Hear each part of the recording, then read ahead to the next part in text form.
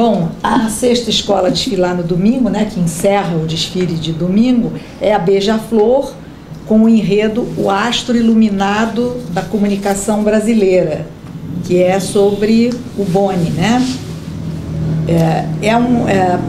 Na verdade, me chamou muita atenção o fato de que é a menor sinopse, é a sinopse mais curta de todas, e a proposta do carnaval também não, quer dizer, independentemente do tema ser complicado, porque os temas de homenagem são sempre mais limitadores, né?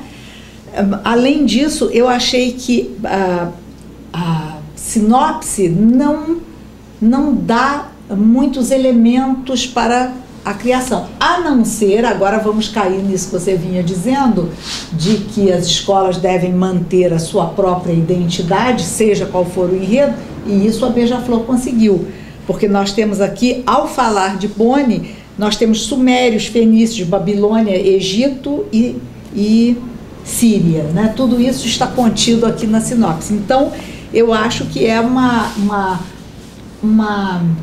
marca da Beija-Flor, não é começar todos os enredos, sejam quais forem, com... você se lembra do... É milenar a invenção do futebol, né? Que ia lá... Recorrência histórica. Embora nós só conheçamos o futebol a partir do século XIX, mas a Beija-Flor foi muito mais atrás. Os Joãozinho 30 era uma característica notória dele. E parece que a Beija-Flor incorporou isso, né? Porque aqui vai, ao estudar, ao homenagear o Boni, né, vai se buscar a raiz da comunicação entre os sumérios.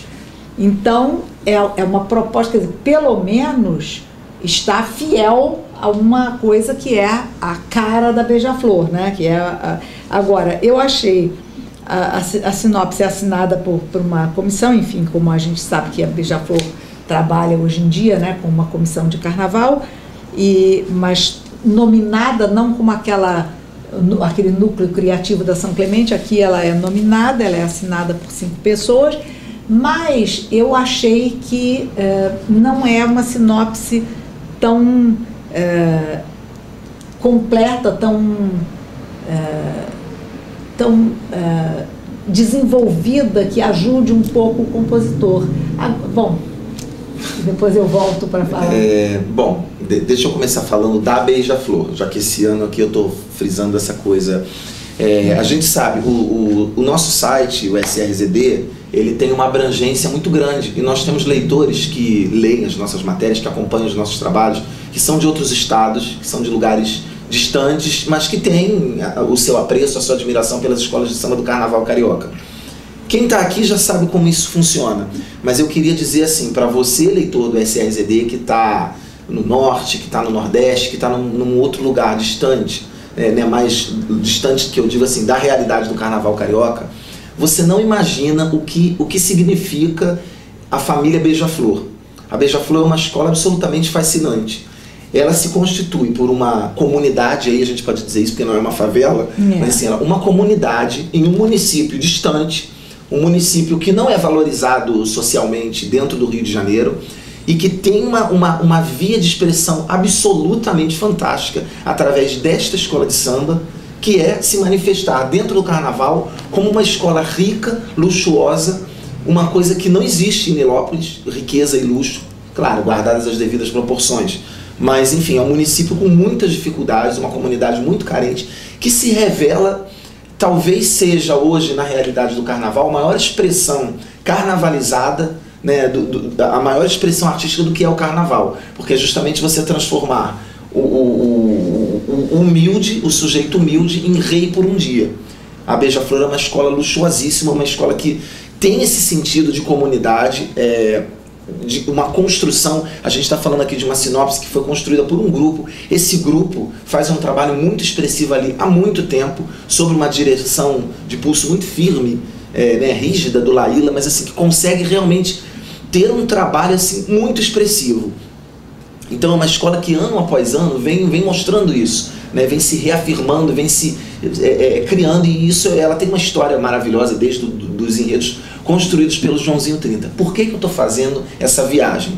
Porque, na minha opinião, quando eu olho uma sinopse que tem esse tamanho, que se propõe a fazer um enredo sobre esse, e eu acho que qualquer carnavalesco, qualquer escola, qualquer comissão de carnaval, obviamente tem a sua liberdade, e nós não vamos interferir nisso, de fazer o seu enredo, de projetar o seu desfile de acordo com aquilo que lhe pareça conveniente. A nossa função aqui não é dizer se é certo ou se é errado. A nossa função aqui é tentar avaliar de uma forma, quer dizer, com os olhos de quem contempla esse espetáculo, e avaliar se essa seria a forma mais expressiva para aquela escola se apresentar.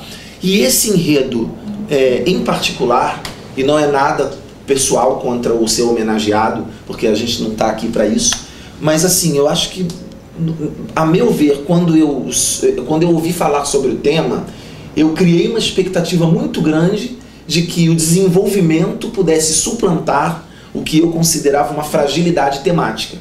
Homenagear, dentro de uma escola como essa, uma personalidade que eu não consigo encontrar o link, né, entre o homenageado e aquela que o homenageia. E eu também não encontrei isso na sinopse. Então, assim, a gente aposta no trabalho, a gente conhece a seriedade com que as coisas são feitas na Beija-Flor, essa coisa de família, e imaginamos que o povo de Nilópolis esteja muito unido e já tenha comprado essa ideia. E quando eles compram uma ideia, eles são um rolo compressor. Então, a questão é essa. Mas, assim, não vejo um enredo que possa inspirar uma ala de compositores para gerar grandes sambas, o que não quer dizer que não possa vir um grande samba, porque tudo é possível na lógica louca do carnaval, mas a gente está avaliando com o antes, né? O durante e o depois, a Deus pertencem nesse momento, porque a gente está antes. Mas, assim, não sei, esse carnaval em especial, né, o carnaval passado, durante a cobertura, eu tive um encontro com a Piná, abracei a Piná, beijei a Piná, e estava falando para ela como é maravilhoso encontrar a Piná como uma figura retórica. Então, assim, eu não sou nilopolitano, mas assim, eu queria que a Beija-Flor contasse a história da Piná. Acho que o melhor approach que eu tenho para analisar isso é esse. Eu me ressenti de uma propriedade assim, desse enredo. Eu tenho uma admiração enorme pela Beija-Flor, sobretudo porque foi uma escola que, como você diz, o município de Nilópolis é a Beija-Flor, né? Totalmente, tanto que há um monumento na entrada do município que é um beija-flor, né? Então é um município totalmente identificado com a sua escola de samba e, paralelamente, uma escola que ao longo dos anos aprendeu a fazer carnaval, não apenas os seus carnavalescos, os seus dirigentes, os seus profissionais, mas a comunidade aprendeu a desfilar de uma maneira empolgada, como se estivessem dando... Eu sempre fico muito emocionada quando eu vejo a Beija-Flor passar. E por isso mesmo, exatamente por isso, eu acho que a Beija-Flor talvez pudesse fazer, talvez merecesse um enredo mais de acordo, um enredo, enfim, que propiciasse um desempenho melhor. Agora, uma coisa me deixou muito, assim, curiosa com relação a essa sinopse, porque a sinopse vem na forma de um programa, de um noticiário de televisão. Começa com boa noite, o plantão do Grêmio Recreativo Escola de Samba Beija-Flor informa assim, e vem contando, então, e vai acabar com o desfile. Está no ar o astro iluminado da comunicação brasileira. Então, é uma estrutura de um programa. No meio, há uma frase assim: que babado é esse na folia?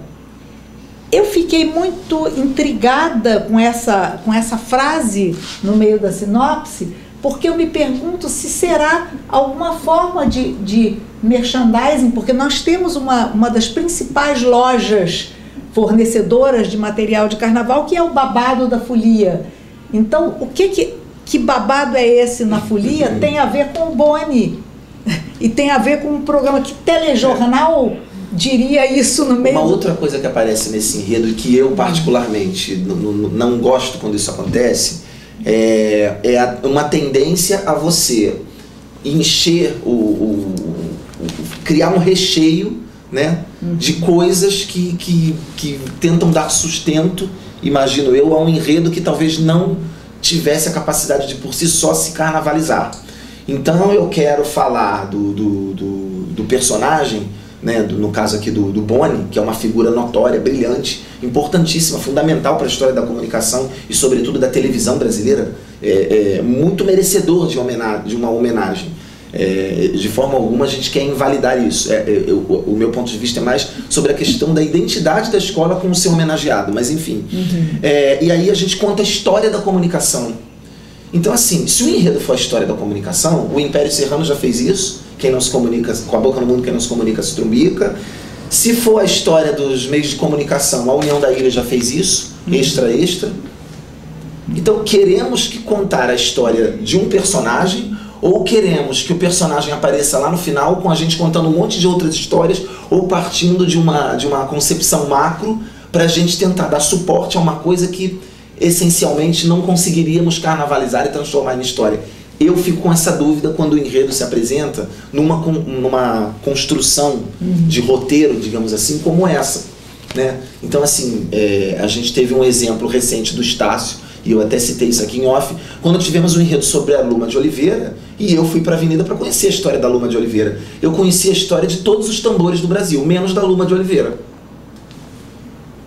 Então, assim, até que ponto, e aí eu lanço essa pergunta, até que ponto é bacana, é legal, interessante, ou é enriquecedor você lançar um personagem e precisar de um outro arcabouço, quer dizer, um enredo que alavanque aquele personagem.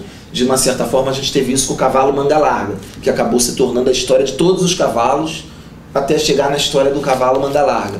Então, veja bem, não é uma lógica de condenação desse modelo de enredo. O que eu estou tentando dizer é que a mim particularmente, ele não traz muita clareza, né? Agora, como a gente sabe que é um grupo que tem um trabalho, que tem uma unidade, eu lançaria aí um desafio em favor da Beija-Flor. Eu acho que essa sinopse, que pouco revela, é porque tem um coelho aí nessa cartola. Tem algum babado aí nessa folia que a gente não sabe qual é. Então, agora, assim, nos permitimos comentar sobre o que estamos vendo e sobre o que não estamos vendo, que eu acho que tem alguma coisa oculta, né, e que pode ser boa e que é a surpresa que a gente espera que a escola traga. Agora, a gente sabe também que a qualidade do samba, em grande parte, a qualidade de um conjunto de sambas, né, de uma safra de sambas, depende em grande parte da sinopse e da facilidade de absorver o enredo, mas também nós temos exemplos de sambas muito interessantes que são enredos amenos, vamos dizer assim. E enredos muito bons, com sambas que não... Eu adoro aquele samba animado, animadíssimo, né? Que era, eu gosto, até hoje quando canto eu fico alegre, né, com aquele samba, mas não era um grande enredo também, não era um enredo problemático. Então... Mas ainda acho que, traçando um comparativo, já que são dois personagens da comunicação, acho que naquele enredo contava a história do seu homenageado. Do início ao fim. O samba enredo, ele tem uma propriedade de ser uma construção poética, descritiva. Ele começa, ele tem começo, meio e fim, ele é um épico. Então, assim, se você analisar o enredo sobre o Silvio Santos, que foi feito pela tradição, né, para fazer um parâmetro entre dois grandes nomes da comunicação, você percebe que havia uma linha de construção que me trazia a história do personagem. Dizia que ele era camelô, enfim, falava das colegas de auditório, enfim, trazia, nos ambientava no cenário, no universo daquele personagem. Eu acho que assim, eu não consegui entrar no personagem do homenageado aqui, né, nessa sinopse, né? Por isso que eu acho que, como a Beija-Flor faz tudo muito bem feito, então a gente imagina que ela tenha uma coisa aí, enfim, que esse programa, quando entrar no ar, venha a nos surpreender. E por enquanto foi só assim um release mais sigiloso de alguma coisa rica que nos advenha e, enfim, vamos esperar a surpresa que nos virá de Nilópolis, que sempre é muito boa.